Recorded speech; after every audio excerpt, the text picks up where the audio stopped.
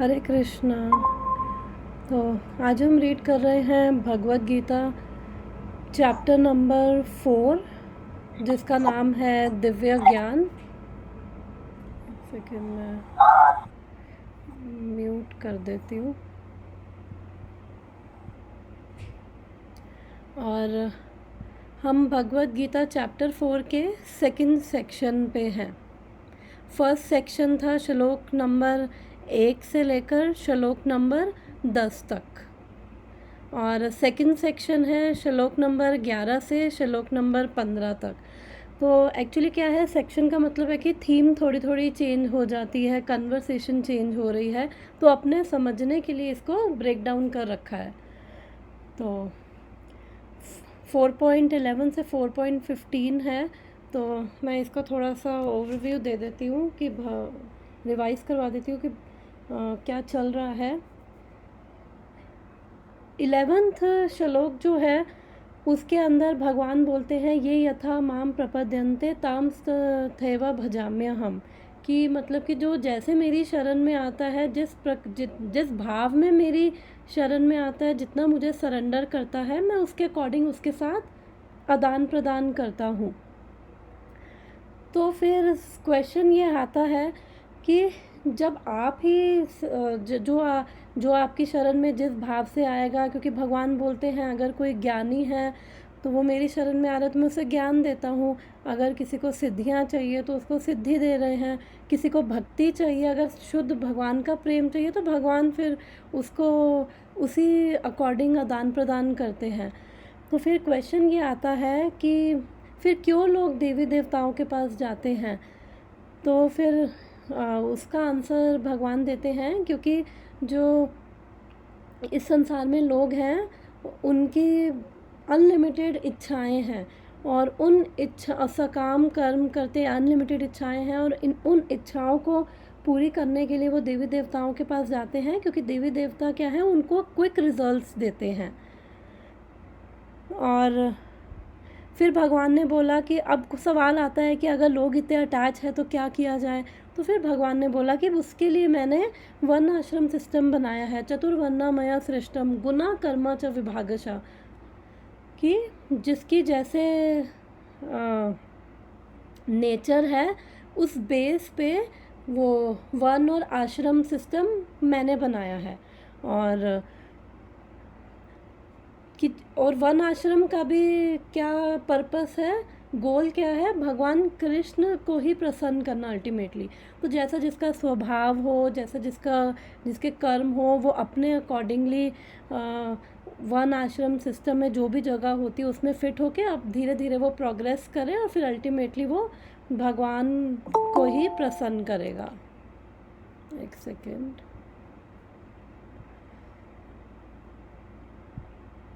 हरे कृष्णा माता जी। हरे कृष्ण माता जी। मैं ओवरव्यू दे रही थी पिछला। तो फिर भगवान ने कहा उसके अकॉर्डिंग ही मैंने जिसकी इतनी अनलिमिटेड इच्छाएं हैं तो वो अपने वन और अपने आश्रम के अकॉर्डिंग वो अपनी ड्यूटीज़ करें, और फिर धीरे धीरे वो एलिवेट हो। और फिर वन आश्रम का भी गोल है भगवान को ही प्रसन्न करना। तो भगवान उसके अंदर बोलते हैं कि अकर्तारम अव्ययम, कि मैंने क्रिएट किया है बट मैं अकर्ता हूँ, अव्ययम यानी कि अकर्ता कि I am the non doer, और अव्ययम अनचेंजेबल यानी कि मैं एक तरह से उसके अंदर ना मैं इन्वॉल्व हूँ, इवन तो क्रिएटर मैं हूँ लेकिन मैं इन्वॉल्व भी नहीं हूँ और मैं उसमें कोई अटैच भी नहीं हूँ। फिर अब उसके बाद अब ये 14th श्लोक आता है। फिर भगवान इसमें बोल रहे हैं कि कैसे मैं नॉन डूअर हूँ। तो हम ये आज का श्लोक पढ़ते हैं।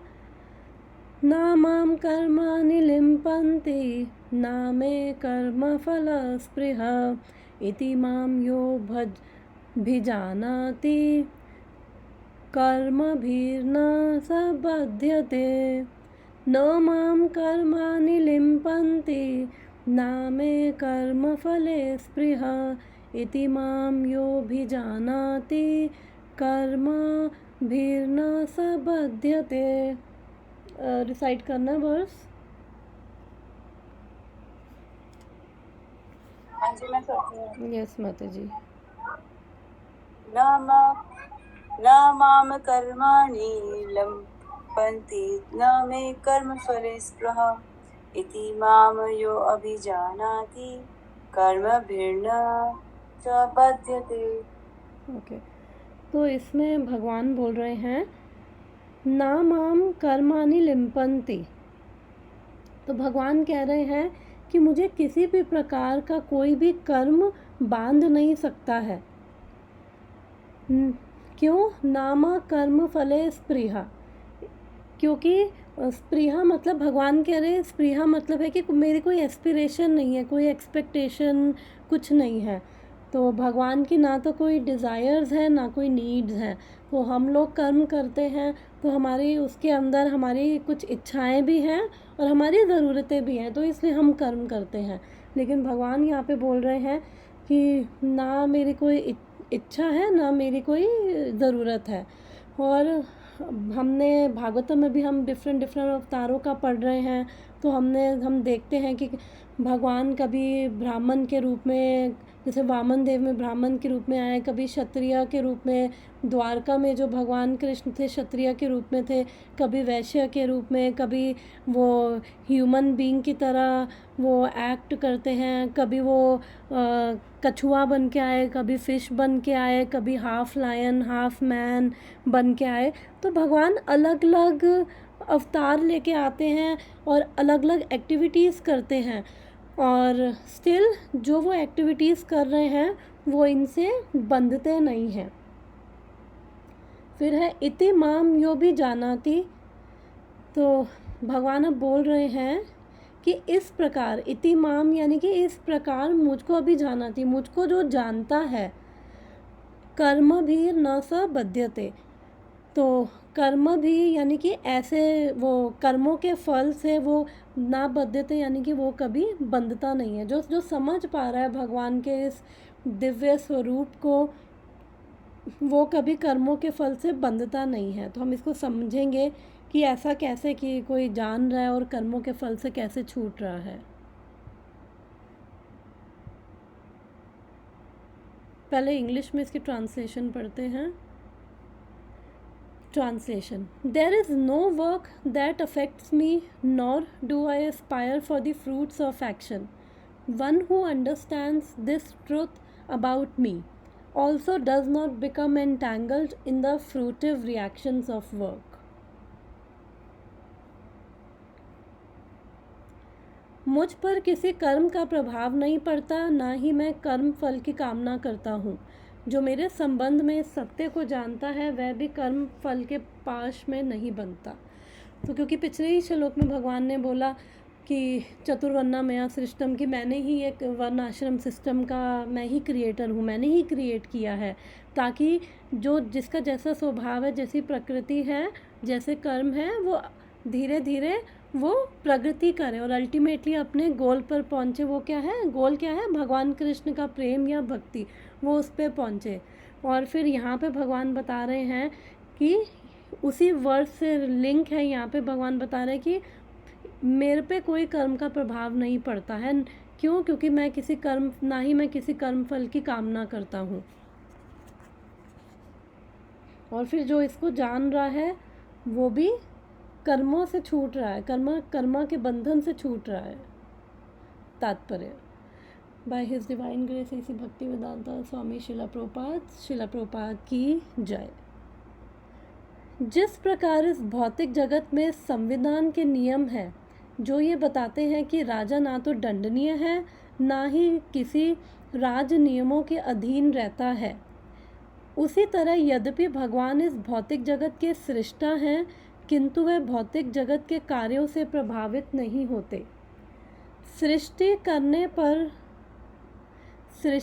पर भी वह इससे पृथक रहते हैं, जबकि जीवात्माएं भौतिक कार्यकलापों के सकाम कर्मों में बंधी रहती है, क्योंकि उनमें प्राकृतिक साधनों पर प्रभुत्व दिखाने की प्रवृत्ति रहती है। तो यहाँ पे भगवान क्या बोल रहे हैं, शिला प्रभुपाद क्या बोल रहे हैं यहाँ पे, कि यहाँ पे एग्जाम्पल दे रहे हैं कि जो लॉज है, लॉज बेसिकली राजा बनाता है, तो वो उन लॉज के अधीन नहीं है। अगर अब की बात करें तो अब फिर भी चलो सुप्रीम कोर्ट है और वो सब चीज़ें हैं, बट अगर हम जनरल बात करते थे तो जब राजा सबके लिए लॉज बना रहा है तो वो उसके अधीन नहीं है। और तो इसलिए प्रभुपाद कह रहे हैं कि भगवान क्या है, वही क्रिएटर हैं, और वो क्रिएटर हैं लेकिन फिर भी वो सब कुछ क्रिएट कर रहे हैं, लेकिन फिर भी वो यहाँ से प्रभावित नहीं हो रहे हैं और वो सृष्टि से अलग रहते हैं। जबकि हम जो जीव आत्माएं हैं वो भौतिक जो हम चीज़ें कर रहे हैं, कर्म कर रहे हैं, तो कर्म के कार्यकलापों के सकाम कर्म फलों में बंधी रहती है। तो सकाम कर्म क्या होते हैं कि हम कोई भी कर्म कर रहे हैं और हम फिर उसके रिज़ल्ट से अटैच होते हैं कि हमें ये कर रहे हैं तो ऐसा होना चाहिए, ऐसा रिज़ल्ट आना चाहिए। तो उससे क्या होता है, तो यहाँ पे वो बता रहे हैं कि ये हम अटैच होते हैं तो हम और एंटैंगल कर्मा के और बंधन में बंध जाते हैं। और रीज़न दे रहे हैं क्योंकि श्रीमद् भागवतम में भी आता है कि 3 तरह की मेंटालिटीज़ होती है। तो यहाँ पे प्रभुपाद 2 बता रहे हैं। एक तो वो फॉल्स अहंकार, जो फॉल्स ईगो है, वो 3 तरह से कार्य करती है।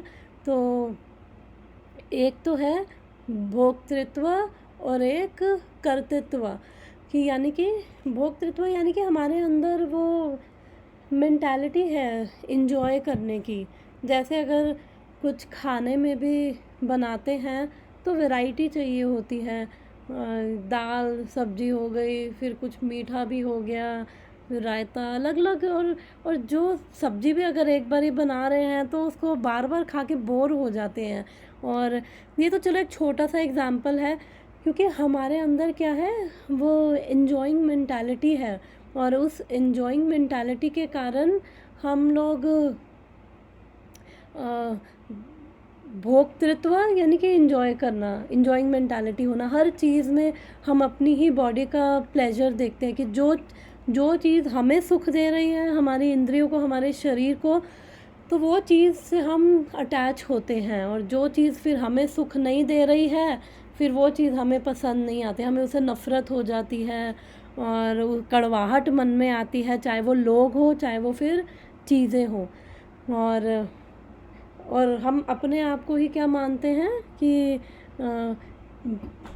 प्रभुपाद लिख रहे हैं, प्रकृति के साधनों पर प्रभुत्व दिखाने की प्रवृत्ति, यानी कि lording it over material nature, कि बिकॉज हम चीज़ों को कंट्रोल करना चाहते हैं अपने अकॉर्डिंग, और हम एक्सपेक्ट करते हैं कि ऐसी हो, और हम मैनिपुलेट भी करते हैं, हम सटल लेवल पे हम रिश्तों में मैनिपुलेशन करते हैं, हम चीज़ों को मैनिपुलेशन करते हैं ताकि हमारे जो हमें ठीक लग रहा है वैसे चीज़ें हो। इसलिए हम क्या है, हम दूसरों को कंट्रोल करना चाहते हैं, अपना प्रभुत्व जमाना चाहते हैं। और अगर हमारे कंट्रोल में नहीं होती तो फिर हमें गुस्सा, क्रोध, वो सब चीज़ें अंदर आती हैं। और ये क्यों है, और ये भी 3rd चैप्टर में फिर भगवान इसके बारे में बताते हैं कि प्रकृति क्रियमानानि गुना कर्मा सर्वशु, आई थिंक यही श्लोक था। फिर उसमें लास्ट में बोलते हैं अहंकारा विमूढ़ आत्मा कर्ता हम इति मन्यते, क्योंकि हम आइडेंटिफाई करने लग जाते हैं कि जो ये स्पिरिट सोल है, जो जीव आत्मा है, वो फॉल्स ईगो के इन्फ्लुएंस में आके अपने आप को, भगवान कह रहे हैं, अपने आप को मानने लग जाते कि हाँ हमारी वजह से सब कुछ हो रहा है, हमें क्रेडिट मिलना चाहिए। एक सेकेंड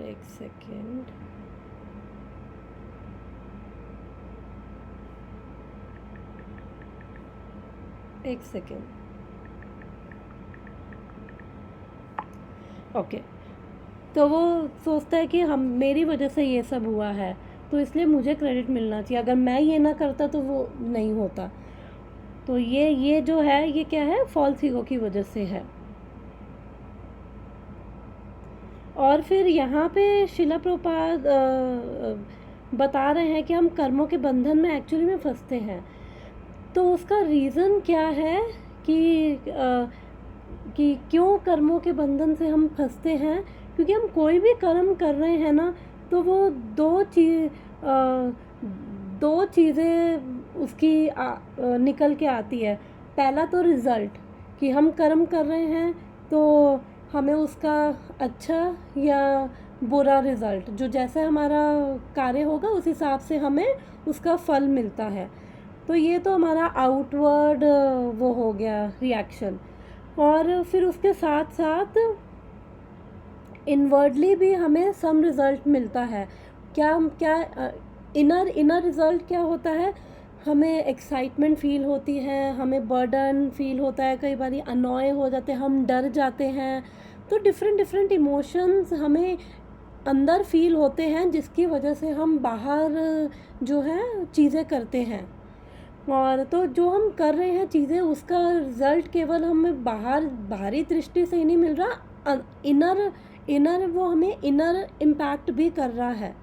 तो इसलिए हमारे डिफरेंट डिफरेंट इमोशंस उसके साथ एसोसिएटेड होते हैं। कभी कभी डर के मारे कोई काम करते हैं, कभी कभी बड़ी खुशी से बहुत रिज़ल्ट मिलता है, बड़ा अच्छा लगता है, कभी डर कभी कुछ। तो ऐसे डिफरेंट डिफरेंट इमोशंस हमें फ़ील होते हैं। और उसके साथ फिर जो हमें ये फ़ील हो रहे हैं इमोशंस, उसके साथ क्या है कि हमारे फिर वो जो छाप है हमारे चित्त पर, एक तरह से हमारे मन में उन कर्मों की छाप भी रह जाती है। वो उस जिसको हम क्या कहते हैं, संस्कार कहते हैं। तो हम जो भी कर्म कर रहे हैं बेसिकली, उसके हमारे संस्कार भी हमारे उसके बनते जा रहे हैं। तो इसलिए फिर उन संस्कारों की वजह से क्या है, हमारी प्रवृत्तियां बनती जाती हैं उन संस्कारों की वजह से, और जिसकी वजह से फिर हमारा एक स्वभाव बन जाता है। और ये स्वभाव हमारा, इस जो भी हमारा भी स्वभाव है, वो इस जन्म का नहीं है, वो इस जन्म का भी है, और पिछले कितने जन्मों से जो हमने कितने अलग अलग कर्म किए हैं, तो हमारा एक नेचर बन चुका है। तो वही नेचर हम फिर आगे कैरी ऑन करते रहते हैं हर लाइफ टाइम में, और वही हमारे जो ये इमोशंस जो हमने अंदर फील किए हैं, वही हमारे फिर संस्कार बन जाते हैं। तो हम वो तो भूल चुके होते हैं, हम एक्टिविटीज़ भूल चुके हैं, लेकिन हम ये सारे संस्कार जो हैं, वो एक तरह से हमारे अंदर एक रिकॉर्डिंग रहती है उन संस्कारों की, अच्छा बुरा। जो हमारी जो भी प्रवृत्तियाँ होती हैं, कुछ चीज़ें हमें बड़ी अच्छी लगती है, कि किसी को मीठा अच्छा लगता है, किसी को मीठा बिल्कुल अच्छा नहीं लगता, किसी को तीखा अच्छा लगता है। तो वो पिछले जैसे कर्म किए हैं वैसे हमारा स्वभाव और हमारी वैसे ही इंक्लिनेशन, फिर आगे भी हमारी ऐसी ही इंक्लिनेशंस हो जाती हैं, जिसकी वजह से क्या है कि बाय डिफ़ॉल्ट ही होता है कि ये अंडरस्टूड होता है कि वो जो इंसान है वो ऐसा ही, उसका वैसा ही रिएक्शन, वैसा ही बाय डिफ़ॉल्ट उसका रिस्पॉन्स भी आने लगता है। कि अगर कोई थोड़ा सा चिड़चिड़ा है, तो कोई उसको छेड़े, तो वो उसके अंदर बड़ी चिड़चिड़ापन आ जाता है। तो ये बाय डिफ़ॉल्ट आ रहा है, क्योंकि उसका एक स्वभाव बन गया है, और हल्का सा भी कोई उसको छेड़ देगा तो चिड़चिड़ा होगा, फिर गालियाँ देगा, तो उसका एक स्वभाव बन गया। तो फिर वही है, वही अच्छे बुरे कार्य। तो ये क्या है, हमारी प्रवृत्तियाँ जो हैं हमें क्या है, बांधती रहती है, बार बार हमें फोर्स करेंगी वैसे ही कर्म करने को। किसी का चिड़चिड़ा वाला स्वभाव है, तो उसको उसका स्वभाव वैसा बन चुका है, वो बार बार उसे फोर्स करता रहेगा कि वो बस यही नेचर, चिड़चिड़ापन कंटिन्यू करता रहेगा। बड़ा मुश्किल हो जाएगा उसको ये चिड़चिड़ापन छोड़ना। ये तो छोटा सा एग्जांपल है। तो ऐसे ही हमारी आदतें फिर इन चीज़ों से बन जाती है, हमारी बड़ी बड़ी आदतें, और फिर उन सब से बाहर निकलना, उन सब में हम भी बंध जाते हैं, तो वो मुश्किल हो जाता है। तो ऐसे कर्म हमें बांध देते हैं। किसी संस्थान का स्वामी कर्मचारियों के अच्छे बुरे कार्यों के लिए उत्तरदायी नहीं, कर्मचारी इसके लिए स्वयं उत्तरदायी होते हैं। जीवात्माएं अपने अपने इंद्रिय तृप्ति कार्यों में लगी रहती है, किंतु ये कार्य भगवान द्वारा निर्दिष्ट नहीं होते।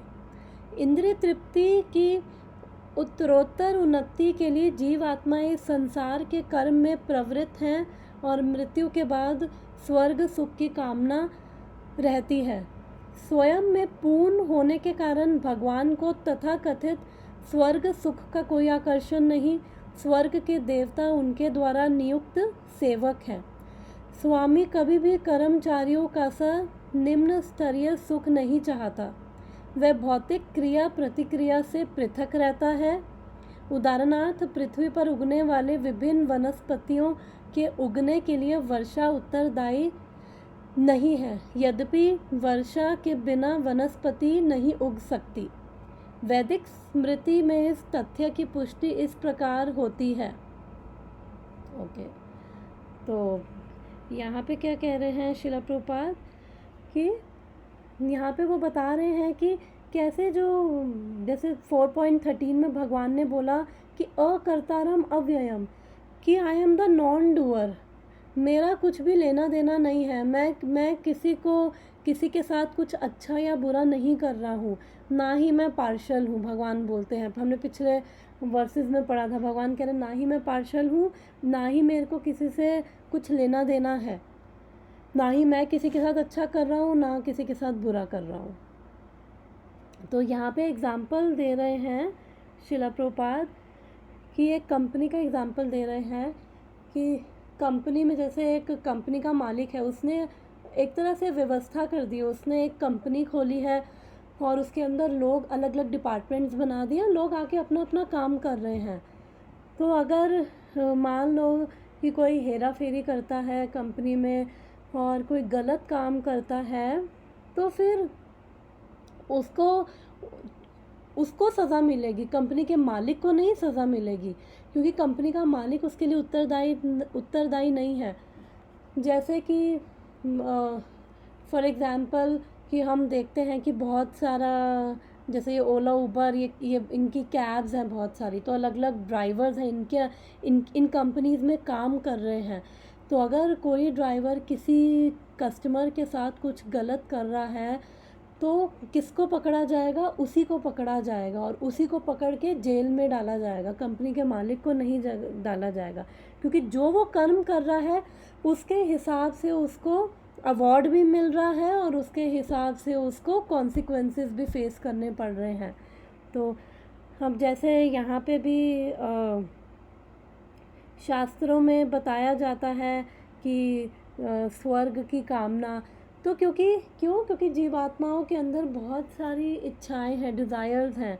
तो जैसे कंपनी में भी आप बोला जाता है ना कि इनकरेज किया जाता है कि आप अच्छा काम करो, आप प्रोडक्टिव रहो, आप कोऑपरेट करो, आप अच्छे टीम के वो सदस्य बनो। अगर आप लीडर हो तो आप अच्छा एग्जाम्पल बनो, आप अपनी टीम को एक तरह से एक साथ लेकर इकट्ठा लेकर चलो, आप रिस्पॉन्सिबिलिटी लो। अगर आप टीम मेंबर हो तो भी आप सबके साथ कोऑपरेट करो, तो फिर जब आप अच्छा काम करोगे तो आपको रिवॉर्ड किया जाएगा। कई बार होता है कि मंथली वो अवार्ड होते हैं कि best employee of the month, फिर best employee of the year, तो इस तरह के अवार्ड। फिर आपको इनके अलावा ट्रॉफीज़ के अलावा भी आपको वो जैसे मैं जो मेरी पिछली कंपनी थी मैंने उनमें काम किया, तो कई बार होता था वो 5000 कैश, जैसे एम्प्लॉय ऑफ द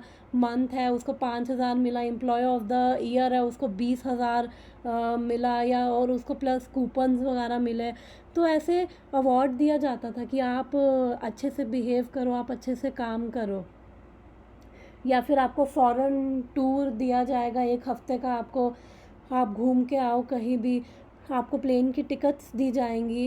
इस वे में अवार्ड दिया जाता है। तो उसी तरह जो ताकि एनकरेज किया जाए, उसी तरह जो जीव आत्माएं भी हैं, यहाँ पे भगवान शिला प्रभुपाद कह रहे हैं कि अलग अलग इंद्रिय तृप्तियों में लगे हुए हैं। हम सब क्या है, हम अपने लिए देख रहे हैं कि जो चीज़ हमें अच्छी लगती है, हम उन्हीं चीज़ों में लगे हुए हैं।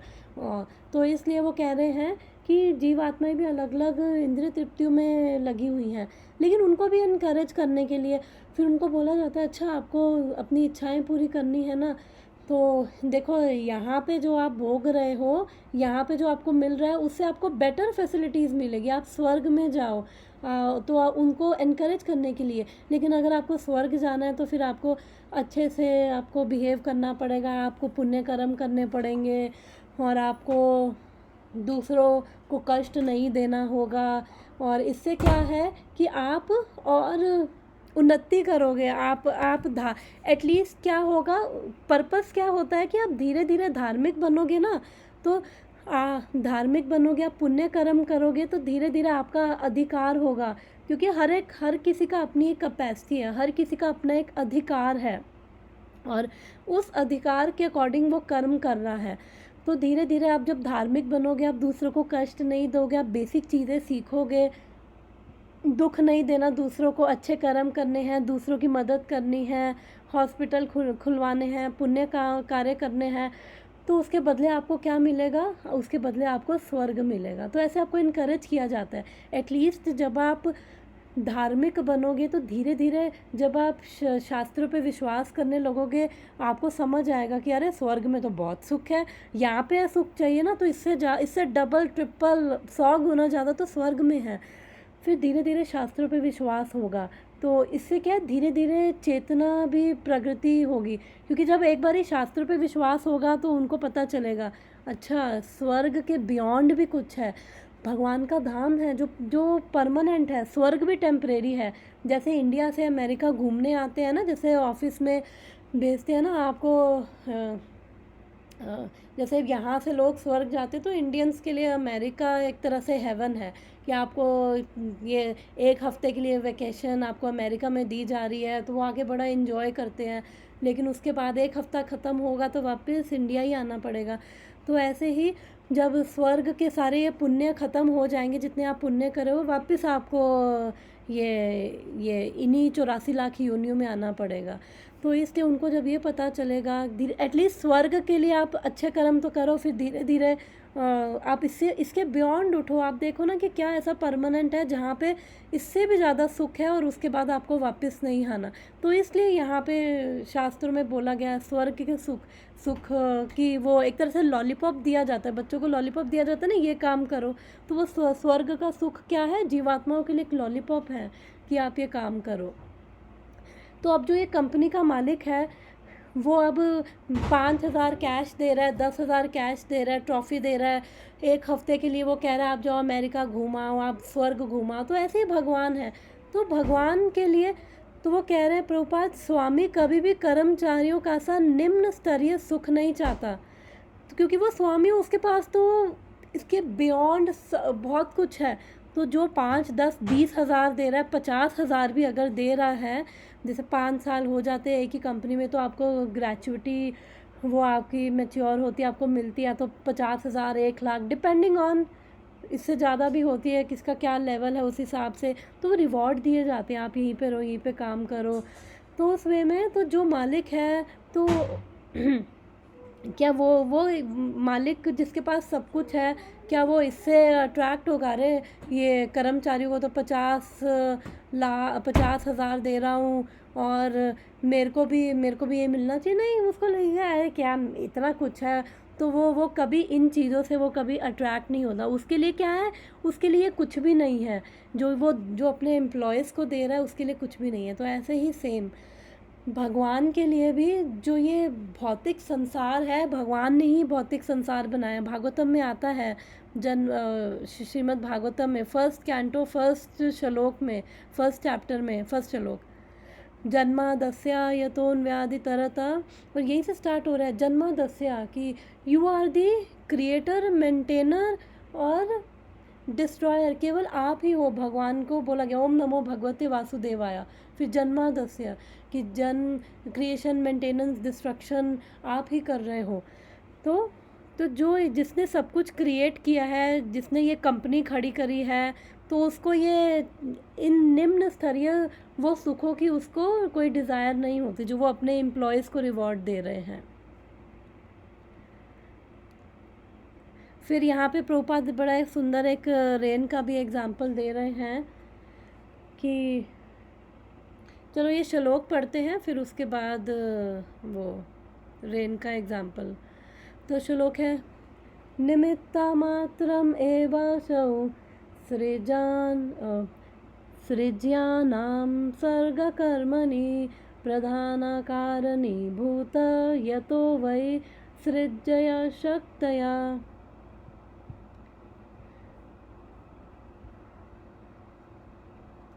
भौतिक सृष्टि के लिए भगवान ही परम कारण है, प्रकृति तो केवल निमित्त कारण है जिससे विराट जगत दृष्टिगोचर होता है। Immediate cause is the material nature by which the cosmic manifestation is made visible. Okay. प्राणियों को की अनेक जातियां होती है, यथा देवता, मनुष्य तथा निम्न पशु, और ये सब पूर्व शुभ कर्म के फल भोगने को बाध्य हैं। भगवान उन्हें ऐसे कर्म करने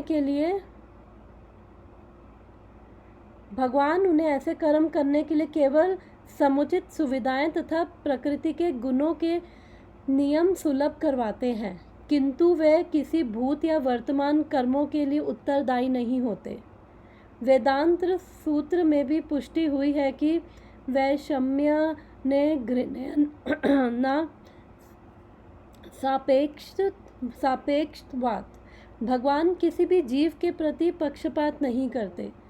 जीव आत्मा अपने कर्मों के लिए स्वयं उत्तरदायी है।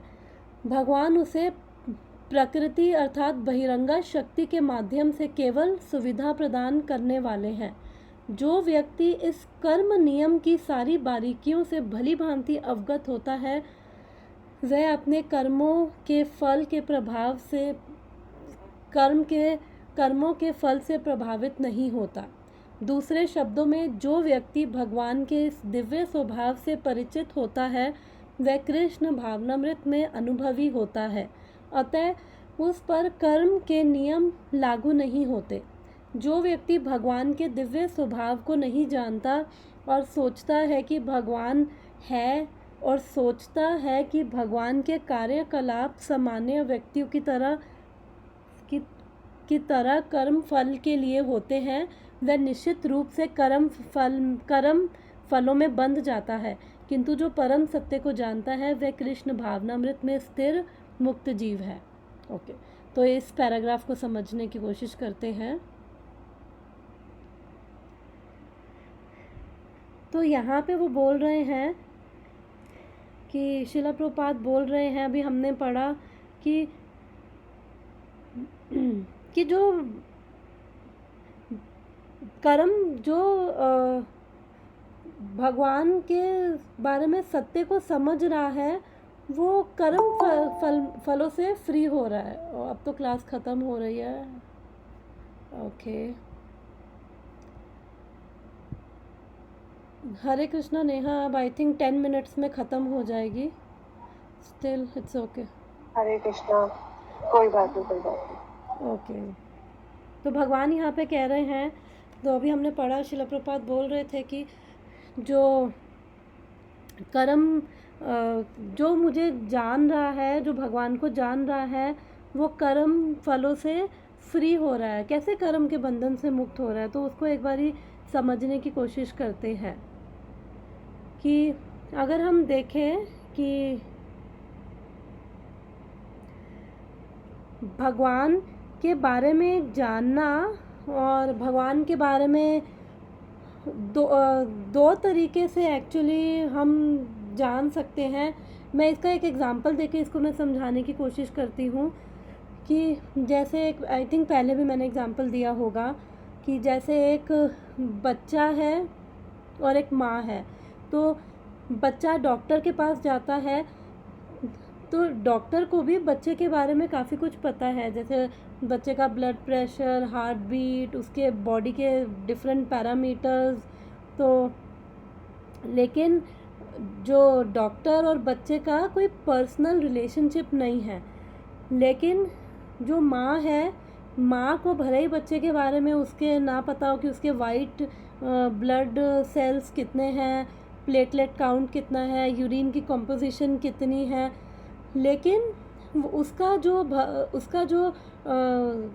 बच्चे के साथ जो संबंध है, तो उसका जो संबंध है, उसका बच्चे के साथ एक लविंग रिलेशनशिप है। भले उसको वो फिज़िकल लेवल पे वो पैरामीटर्स ना पता हो, लेकिन स्टिल उसका एक पर्सनल रिलेशनशिप है।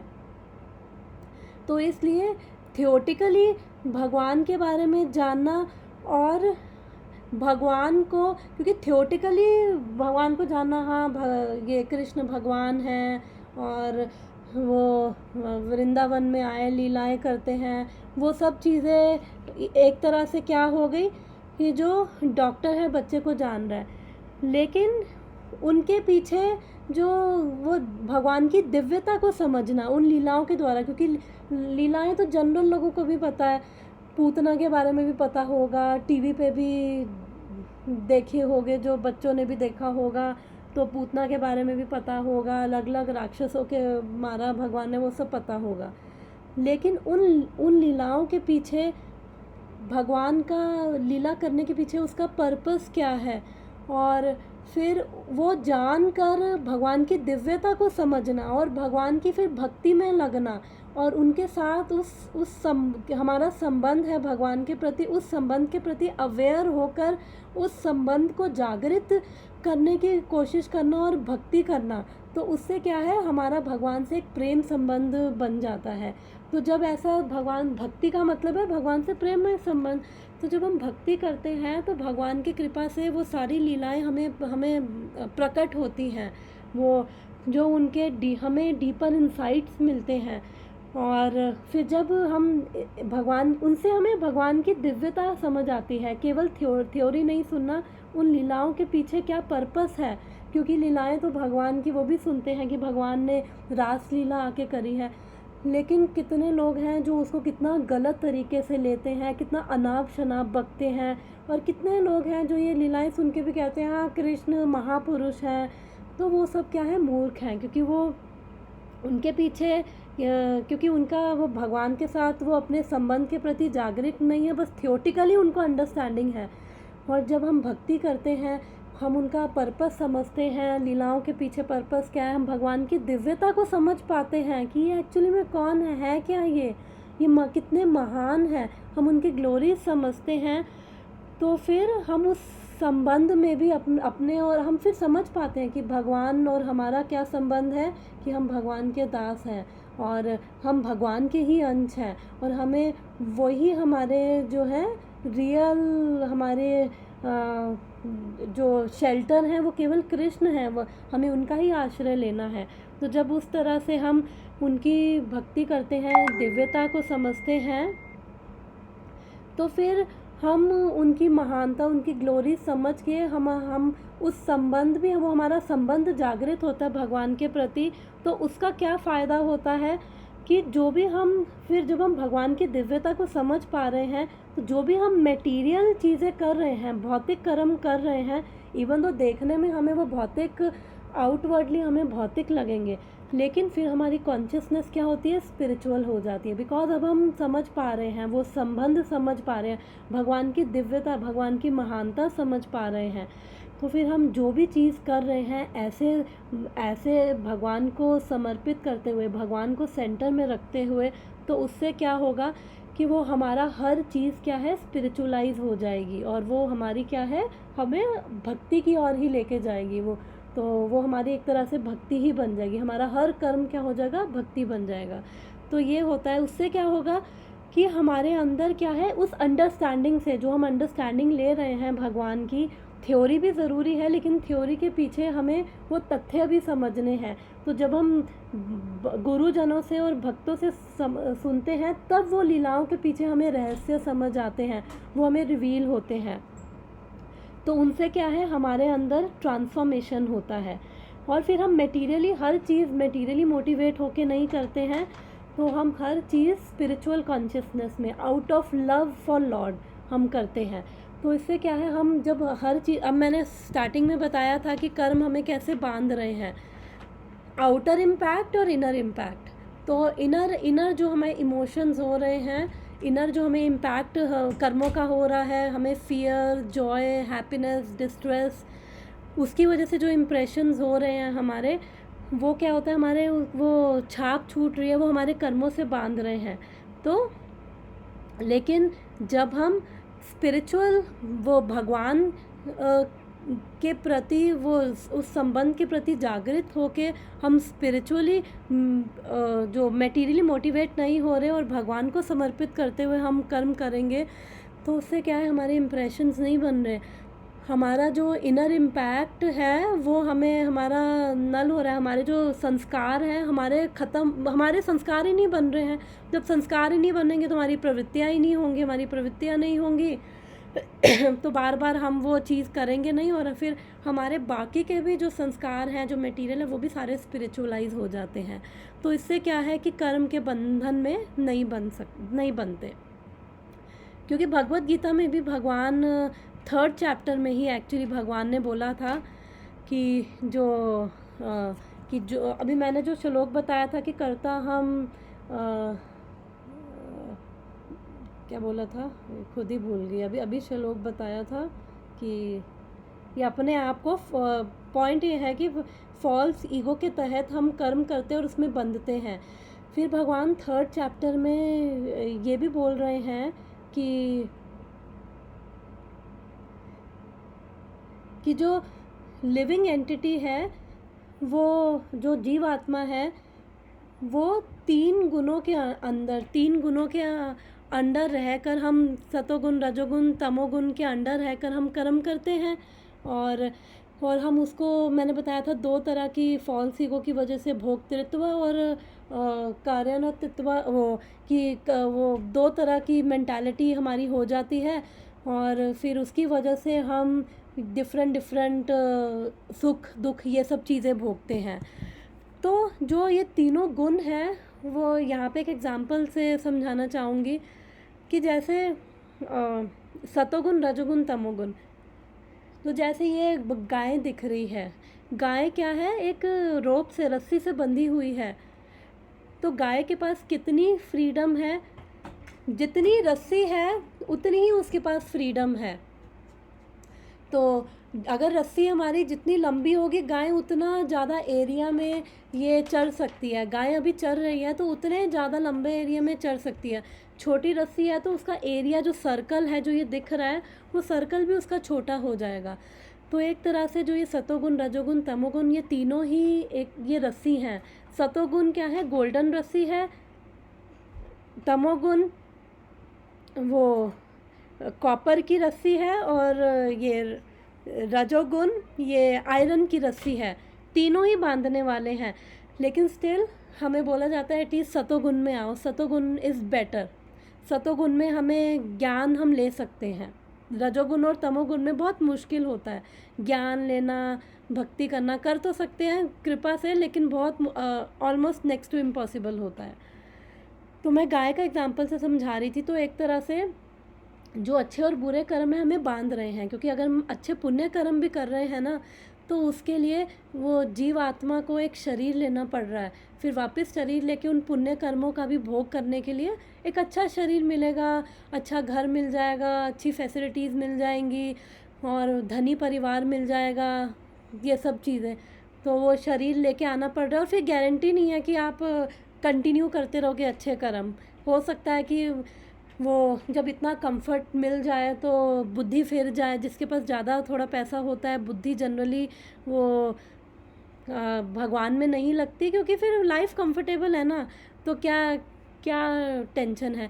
कई बार होता है कि जब लोगों की विपरीत परिस्थितियाँ आती हैं, तो अच्छी परिस्थितियाँ नहीं होती, तो भगवान से जुड़ जाते हैं। तो एक तरह से वो भी एक अच्छी चीज़ हो जाती है कि चलो किसी तरह भी भगवान से जुड़े, वो अच्छा है। तो जब अच्छे कर्म भी किए और हमें वो भक्ति और भगवान नहीं दे रहा, तो उन अच्छे कर्मों का क्या फ़ायदा। फिर नेक्स्ट लाइफ में हो सकता है कि वो नीच योनि मिल जाए, हो सकता है मनुष्य योनि भी ना मिले, ऐसे कर्म करे। गारंटी थोड़ी है, कोई गारंटी थोड़ी ले रहा है। और हम 84 लाख योनियों में तो घूम ही रहे हैं, तो गारंटी थोड़ी है कि हमने अच्छे ही हर जन्म में अच्छे कर्म किए हैं। क्योंकि हम कुछ भी दुख भोग रहे हैं, तो उसके पीछे कोई भी रिस्पॉन्सिबल नहीं है, केवल हम रिस्पॉन्सिबल हैं। कोई वो लोग तो केवल इंस्ट्रूमेंट हैं। जो भी हमें दुख आ रहा है, फिज़िकल दुख आ रहा है, मेंटल दुख आ रहा है, कोई रिस्पॉन्सिबल नहीं है। ना भगवान रिस्पॉन्सिबल है, ना कोई थर्ड पर्सन रिस्पॉन्सिबल है। वो लोग केवल हमारे कर्मा के इंस्ट्रूमेंट बन रहे हैं, और हम उनको ही गालियाँ देते रहते हैं। तो इसलिए यहाँ पे इस एग्जाम्पल पे पहले आती हूँ, फिर इस पे जाऊँगी। तो जो अच्छे कर्म है वो क्या है, हमारी रस्सी लंबी कर रहे हैं। तो वो गाय की रस्सी लंबी कर देंगे, गाय थोड़ा सा ज़्यादा चल लेगी। बुरे कर्म है वो हमारी रस्सी छोटी कर रहे हैं। लेकिन जो भक्ति है वो क्या कर रही है, वो इस रस्सी को ही काट रही है। हमें कई बार समझ नहीं आता है कि क्यों भगवान के बारे में सुनने से हमारे, और भगवान के बारे में भक्ति का मतलब केवल केवल लिमिटेड चीज़ें नहीं, हम जो भी भगवान के लिए कर रहे हैं, भगवान के बारे में सुन रहे हैं, जैसे अभी हम कीर्तन कर रहे हैं भगवान का, भगवान को ग्लोरीफाई कर रहे हैं, उन्होंने जो बोला है भगवत गीता, हम उसको समझने की कोशिश कर रहे हैं, भगवान की ही ग्लोरिफिकेशन है, भगवान के बारे में, भगवान का नाम जाप करना, भगवान के बारे में सुनना, भगवान के बारे में भागवतम, भगवत गीता, चैतन्य चरितमृत पढ़ना, जो भी हम भगवान के लिए एक्टिविटीज़ कर रहे हैं वो सारी क्या है, भक्ति है। तो ये भी हम जो अभी 1 घंटा लगा रहे हैं, ये भी हमारे इटर्नल बैंक अकाउंट में अभी जा रहा है, वो जमा हो रहा है, और ये भी हमारी भक्ति की एक्टिविटीज़ में काउंट हो रहा है। तो इसलिए ये हमारी जो ये रस्सी है ना, ये जो भी हम कर रहे हैं, भगवत गीता पढ़ रहे हैं, सुन रहे हैं, समझ रहे हैं, ये हमारी इस रस्सी को काट रहा है। जो रस्सी हम क्या करते रहते हैं अपने कर्मों से, या तो रस्सी बड़ी करते रहते हैं हर जन्म में, या फिर ये रस्सी छोटी करते रहते हैं।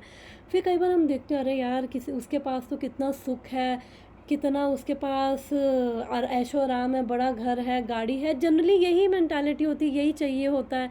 तो हम देखते हैं उसके पास ये है, और हम भगवान का यहाँ पे बैठ के नाम ले रहे हैं, हमारे पास कुछ नहीं है। अरे ये मत सोचना, ये रस्सी, ये जो भगवान का नाम है, ये इस रस्सी को ही काट रहा है। तो हम यहीं से फ्री हो रहे हैं, हमें फ्रीडम मिल रही है, हम कर्मों से बंध नहीं रहे हैं। तो इसलिए क्योंकि क्या है कि जब भी विपरीत परिस्थितियाँ आती हैं, अब हमारी क्या प्रवृत्ति होती है, जब कुछ पेन आता है तो हम क्या करते हैं, हम या तो दूसरों को ब्लेम करते हैं, या फिर खुद को कोसने लग जाते हैं, या भगवान को कोसने लग जाते हैं। तो इसलिए जैसा कि मैंने बताया कि कोई भी रिस्पॉन्सिबल नहीं है, केवल हम रिस्पॉन्सिबल हैं। और हम भी कैसे, क्योंकि वो हमारे कर्म हैं, हमारे ही कर्म ऐसे हैं कि वो हमें वही जो हमने दिया है दूसरों को, वही हमें यहाँ पे ला के दे रहे हैं। तो हम भूल चुके हैं वो चीज़ें, लेकिन वो जो कर्म है वो हमारी अपनी रिस्पॉन्सिबिलिटी है। फिर जब हमारी स्पिरिचुअल कॉन्शियसनेस होती है, तो जब इस वे में जब कोई कर्म आते हैं, तो मैं एक बार टाइम भी देखती रहूँगी साथ में, 15 है या 10 मिनट्स हैं, ओके 15 मिनट्स है। तो जब हमारी ऐसी चेतना में, जब हम कुछ भी हमें पेन भी आ रहा है, जब हम ऐसी चेतना में कर्म करते हैं, तो फिर हम उसको भगवान की कृपा ही समझ के हम फिर उसको टॉलरेट करते हैं। और उसके अंदर भी हम देखते हैं, हम उसके अंदर भी भक्त क्या करते हैं कि वो श्लोक था ना 10th कैंटो, हमने ब्रह्मा जी की प्रेयर्स में भी पढ़ा था, तत्तेनुकंपा सुसमीक्षमानम, बहुत इम्पोर्टेंट है, बहुत फेमस भी वर्स है ये, कि जो भक्त होते हैं उनके थॉट प्रोसेस हमारा बदल जाता है। क्योंकि जनरली फिर हम इन चीज़ों में नहीं जाते, हम हेल्पलेस विक्टिम, दूसरों को कोसना, भगवान को कोसना, और दूसरों पे ब्लेम डालना। तो भक्त सोचते हैं कि ये भगवान की कृपा है कि मुझे हो सकता है ज़्यादा मिलना चाहिए था, लेकिन भगवान की कृपा से मेरे को ये मिल रहा है और मेरी शुद्धि हो रही है।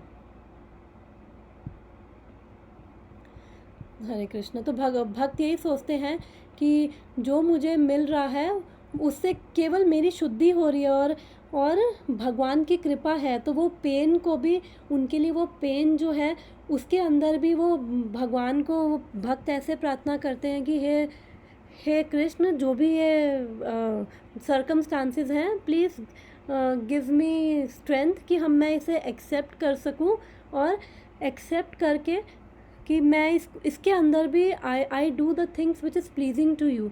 तो जब हम उस वे से हम देखते हैं, हम फिर दूसरों को ब्लेम नहीं करते हैं, हम दूसरों को कोसते नहीं हैं, क्योंकि हर चीज़ जो भी हो रहा है, मैंने बताया कि जो भी हमें हमारे जीवन में जो भी घटित हो रहा है, केवल हमारे अपने कर्मों के कारण, दूसरे केवल इंस्ट्रूमेंट है।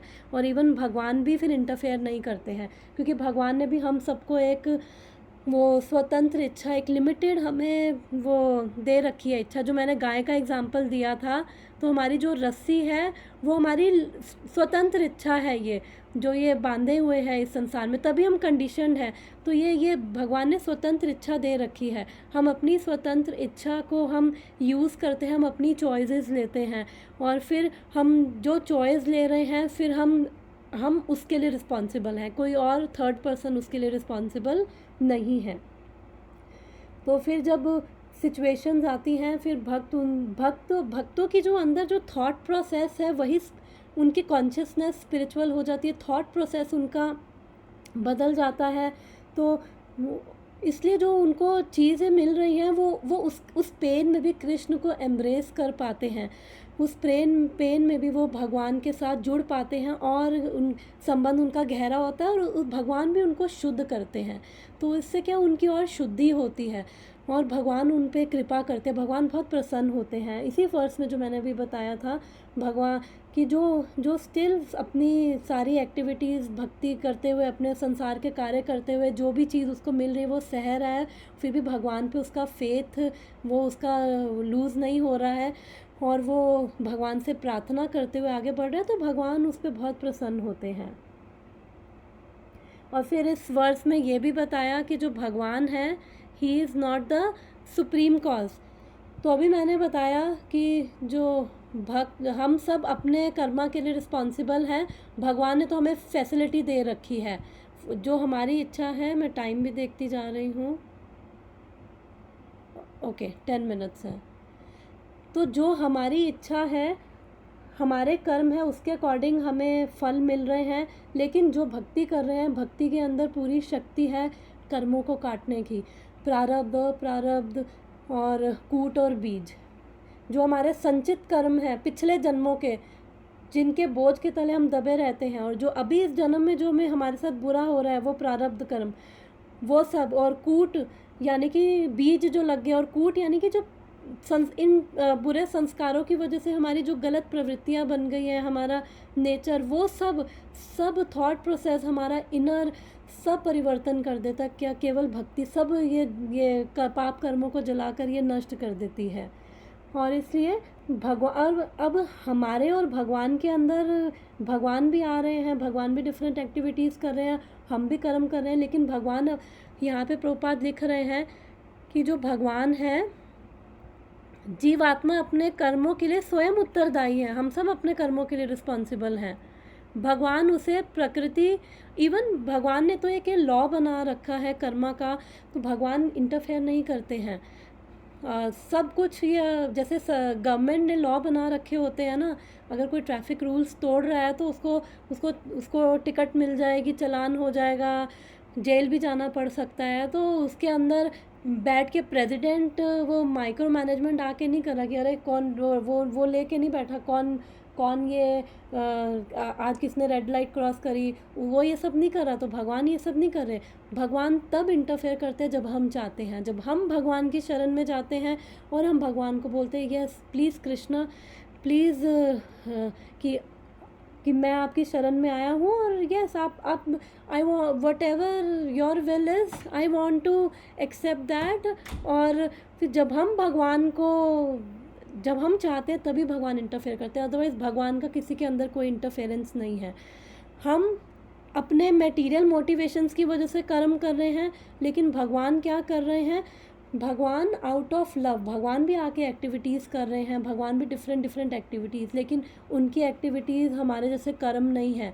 वो हमने पढ़ा था कि भगवान अपनी स्वीट विल, अपने ही अंतरंगा शक्ति के तहत भगवान अपनी ही स्वीट विल से, अपनी ही मर्ज़ी से भगवान आते हैं।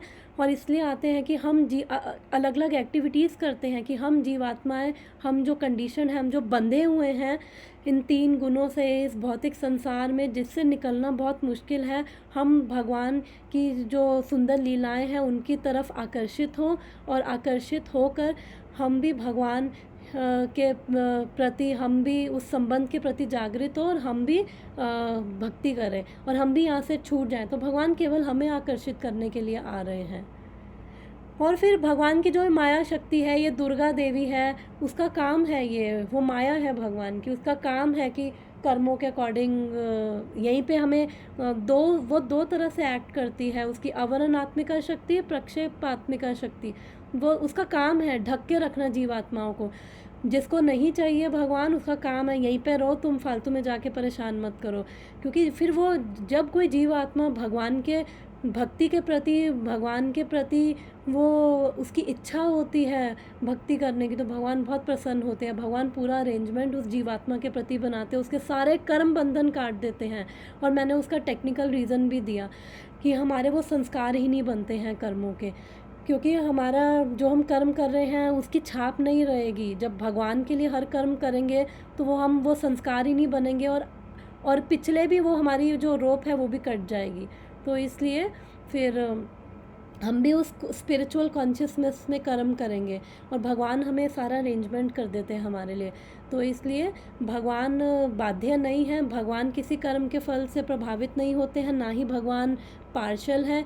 भगवान ने हमें स्वतंत्र इच्छा दे रखी है, हम अपनी चॉइसेस ले लाइफ में, और अपनी चॉइसेस लेके हम अपनी चॉइस ले सकते हैं। हम भगवान के पास भी जा सकते हैं, हम भगवान से दूर भी जा सकते हैं। और फिर भगवान कहते हैं कि जो I give intelligence, 10th chapter में भगवान बोलते हैं कि मैं ही इंटेलिजेंस देता हूँ। अगर किसी को मुझे भूलना है तो मैं पूरा अरेंजमेंट कर दूंगा, भूल जाओ। अगर किसी को मुझे मेरे पास आना है तो भगवान पूरा अरेंजमेंट कर देंगे, प्लीज़ कम टू मी। तो इसलिए भगवान ये सब भगवत गीता के थ्रू, भागवतम में अपनी सुंदर लीलाएं के थ्रू बार बार वो मनुष्य में अलग अलग योनियों में आ रहे हैं, केवल हम जीवात्माएं आकर्षित हों और हम भगवान के दिव्य स्वभाव को समझ सकें। तो जब हम भगवान की दिव्यता समझते हैं तो हम भी कर्म फलों से फ्री हो जाते हैं, क्योंकि हमारी भी कॉन्शियसनेस क्या है, स्पिरिचुअलाइज हो जाती है। फिर हम भी हर कर्म उस स्पिरिचुअल कॉन्शियसनेस में करते हैं। स्पिरिचुअल कॉन्शियसनेस का मतलब भगवान को सेंटर में रख के, भगवान को समर्पित करते हुए। अदरवाइज़ अच्छा और बुरा कर्म हमें दोनों बांध देगा। पुण्य कर्म भी कर रहे हैं, उसकी वजह से भी जीवात्मा को शरीर लेना पड़ेगा। इसलिए पुण्य कर्म तो हमें करने हैं, लेकिन पुण्य कर्म कैसे करने हैं, भगवान को समर्पित करते हुए। अदरवाइज़ वो कर्म भी हमें बांध देंगे, और हमें गलत कर्म तो करने ही नहीं है। तो इसलिए जो शास्त्रों के विरुद्ध है, नहीं करने, दूसरों को कष्ट देना, परेशानियाँ देना, तो वो सब नहीं करना है जो भी शास्त्रों में वर्णित है। अच्छा, अपनी तरफ से हमें भगवान की भक्ति करते हुए, हर कर्म भगवान को समर्पित करते हुए करना है। तो फिर हम तभी कर पाएंगे जब हम भगवान के बारे में सुनेंगे, भगवान की महानता को समझेंगे। जब हमें पता ही नहीं है उनके बारे में, लास्ट 4 मिनट्स, तो जब हमें उनके बारे में पता ही नहीं है तो क्यों करेंगे, क्यों भगवान की सोचने की टेंशन भी लेंगे, क्यों जाएंगे कृष्ण की शरण में। तो इसलिए सुनना बहुत ज़रूरी है। जब हम सुनते हैं तो हमारे अंदर भगवान के प्रति आस्था हमारी बढ़ती है, प्रेम भगवान के प्रति बढ़ता है। जितना हम भगवान के बारे में सुनेंगे उतना ही हम भक्ति कर पाएंगे, उतना ही हम भगवान का नाम जाप कर पाएंगे। और नाम जाप जो है, इट इज़ वेरी इंपॉर्टेंट। सबसे इम्पॉर्टेंट है भगवान का नाम, हरे कृष्ण कृष्ण कृष्ण हरे हरे, हरे राम राम राम हरे हरे। तो जितना हम सुनेंगे, जितना श्रवण करेंगे, उतना भगवान का नाम जाप कर पाएंगे, उतनी उनकी महानता समझ पाएंगे, उतना उन लीलाओं की डीपर अंडरस्टैंडिंग मिलेगी कि क्या क्या पर्पस है, भगवान ने आके ये क्यों किया है। उतना डीपर इंसाइट मिलेगा, उतनी हमारी शुद्धि होगी, उतने हमारे कर्म बंधन कटेंगे। तो बस सुनेंगे और कर्म बंधन कटेंगे और भक्ति में लगेंगे, और इस हमारी जो रस्सी है, रस्सी ही कट जाएगी। हम हमेशा बड़ी छोटी रस्सी कर रहे हैं, हम उस ये बंधन से ही मुक्त हो जाएंगे। तो आज के लिए इतना ही काफ़ी है। और किसी को यहाँ पे किसी को कुछ ऐड करना है, क्या कुछ डिस्कशन है लास्ट 2 मिनट्स में?